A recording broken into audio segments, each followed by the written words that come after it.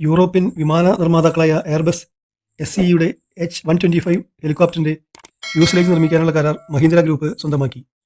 Airbus ഹെലികോപ്റ്ററുകളുടെ മറ്റൊരു വകഭേദത്തിന്റെ fuselage നിർമ്മിക്കാനുള്ള കരാർ Mahindra aero structures private limited കഴിഞ്ഞ ഏപ്രിലിൽ നേടിയിരുന്നു.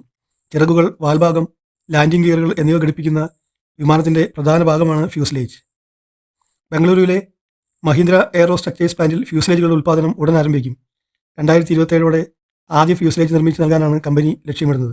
ഉയർന്ന പ്രദേശങ്ങളിലും പ്രതികൂല കാലാവസ്ഥയിലും പ്രവർത്തിക്കാനുള്ള കഴിവിന് എയർബസിന്റെ H125 പ്രശസ്തമാണ്.